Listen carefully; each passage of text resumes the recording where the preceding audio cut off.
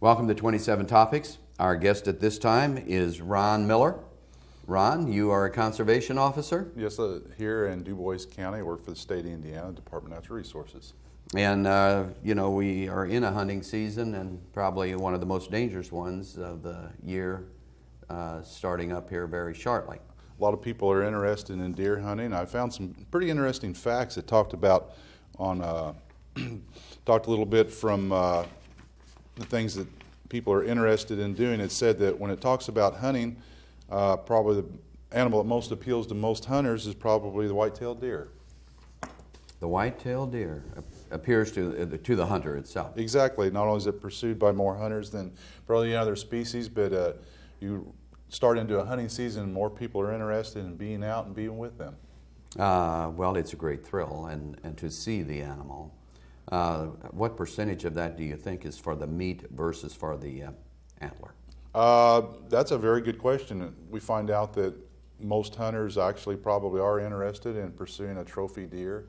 They do use the meat, but I would think the sport, the challenge of finding the bigger bucks actually is a big appeal, brings more people out than before. Well, I do know quite a few people who, that is their favorite meat.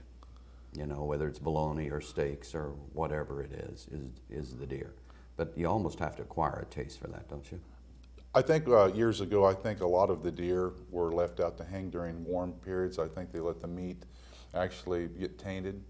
Nowadays, we teach through a lot of classes about dirt, heat, actually cause the meat to spoil. So we really advocate to get it skinned and let it cool down and get it processed as quick as you can, especially nowadays with a lot of people have access to coolers. Mm-hmm. A lot of them have one right in their home now, It's something. But we're here to talk about the hunting season, and right now we're in the coming to the end of the archery season. Yes, it is for the deer season of archery. We're in the midst of that. The bucks are not quite in the rut yet, but the bow season continues till November the 16th. On the 17th, firearm season does open up. And then, of course, we go into the firearm season, and that's what we're talking about. Is it's one of the favorite hunted animals, and probably one of the most dangerous. Probably. It brings actually a more awareness and more people. They know during bow season there's really a lower tendency of being injured by someone shooting a bow or related to that. But when firearm season, it brings a little more. We know that more hunters come out during the firearm season probably than any of our other hunting season in Indiana. We really try to push safety. I think the number one thing that we've really talked about is people being sure of their target and beyond, not shoot at movement. Years ago people would hear a disturbance or rustling in the brush during the seasons. They assume that that's an animal that they could pursue. Now that we teach people about, you need to positively identify if that is a buck or a doe and make sure that that is a deer. People all the time are trespassing. It used to be you could go in the woods and assume that no one would be in the woods, but nowadays people move around and get around and move around a lot. If they don't find the animal on their particular area they hunt, they'll go somewhere else. Well, on a day like this past weekend, it's just great to take a walk in the woods. I think right now people need to take advantage. I do think this is probably the prettiest time of the year. I would agree with you on that. Be aware that other people are in the woods. We just finished up Indiana's second season for fall turkey season, very successful. The last 4 days were a firearm season, but that was mostly all in October, but we finished up a successful season. So talking about firearms, of course, when it's the deer hunting season, many of them, not all of them, use deer stands. I'm glad you brought that up, Paul. That probably, when you bring up firearm season, everybody thinks about the chance of being hit with a projectile from a firearm or just a threat. Deer stands are the number one safety factor right now. People have probably our fatality last year in Du Bois County was due to a fall from a tree stand where somebody was not wearing a safety belt harness, and they laid, like I said, upside down for several hours before they actually were found. So we did have one in the county, but do you have a record maybe of how many around the state? Because there's been, you hear of injuries. You hear a lot of those injuries are not reported.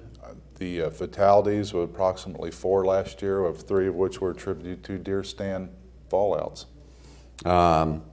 You know, when you go into sporting goods stores, you see, you know that it's a big season because of the number of deer stands. I never realized how many different varieties of tree stands.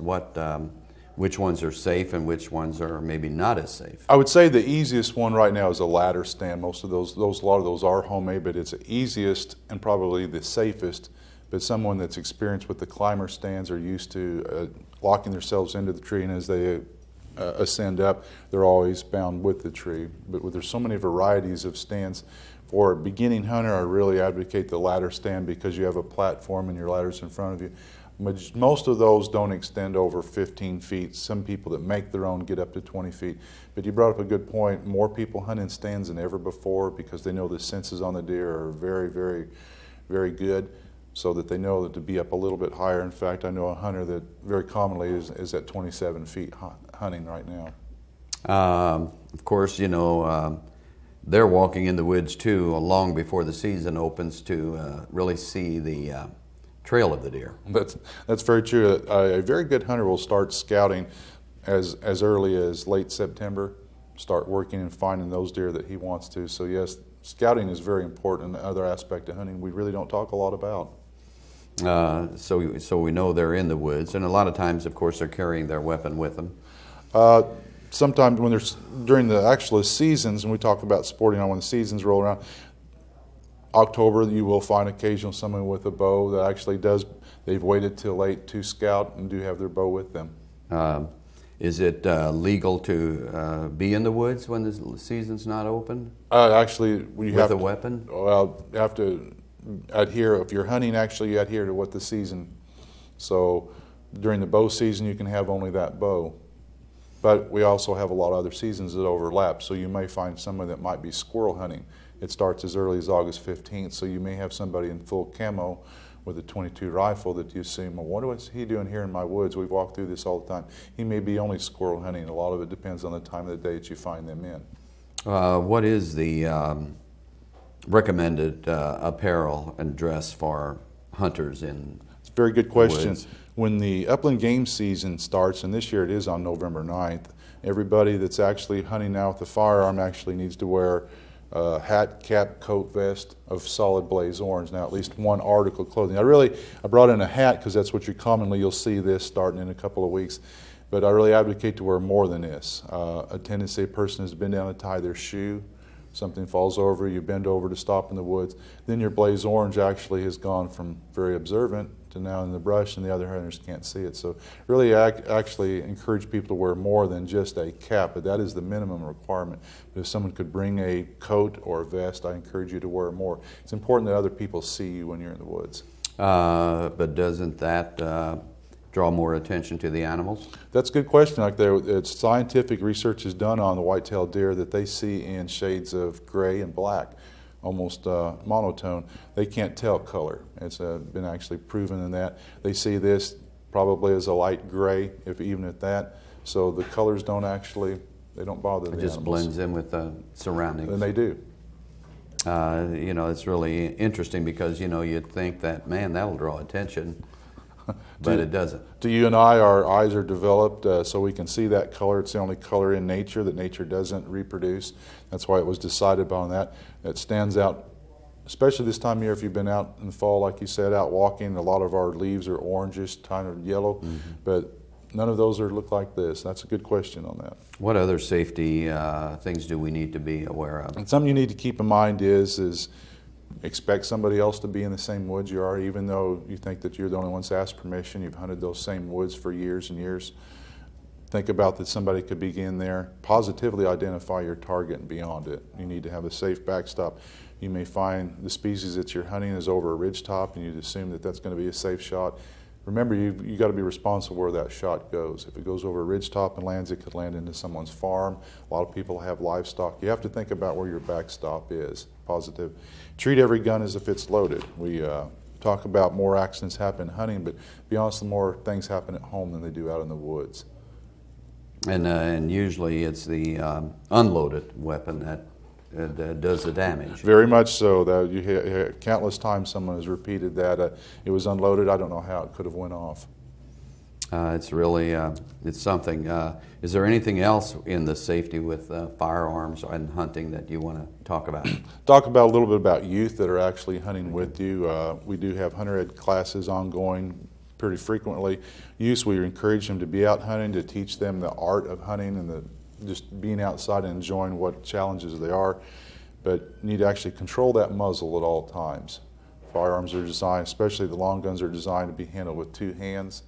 You always need to know where your safe zones of fire are. Most of it have talked about deer hunting, but a lot when the deer hunting season rolls away, then people like to rabbit hunting, and then you get your zones of fire that you need to make sure you know where everybody's at before you actually pull that trigger. You have to know where that barrel's at all times. In other words, don't get excited when you see the animal.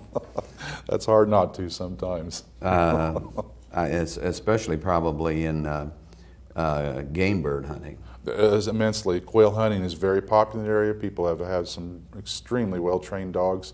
When you're going out hunting with that and you have a covey of quail flush up on you in a moment's notice, you only have 2 or 3 seconds to make up your mind what you're going to do. You need to know, kind of plan ahead and try to keep your other hunters in the same line that you are when you're hunting. I think, when you mentioned rabbit hunting, that is probably one of the seasons where you see always more than one person. I mean, they are sometimes 4 or 5 people out hunting. I'm glad you brought that up. We tend to think of as hunting as a challenge in a sport, but it's also a social event. Probably more families, sons and daughters with their aunts, uncles, grandpas in a long form like that when they're hunting during the rabbit season. Probably somebody owns the dogs, then they invite to go out. It's more of a family hunt almost. You'll see that more with rabbit season than you do than the other ones. Anything else on safety? Just to talk about getting along with your landowners, making sure that you ask permission ahead of time. That may not be as much as a safety factor, but you think about those landowners need to control the amount of hunters on their property. They need to know when you're there. Treat every property as if it's posted, whether there's signs out there or not. We get calls from people that don't recognize the vehicle's parked and go down, find out that was a cousin that's visiting for the weekend that forgot to ask or had permission 5 years ago. Or what happens from once in a while is somebody brings a guest of a guest. They don't know the landowner, but they came with an invited person.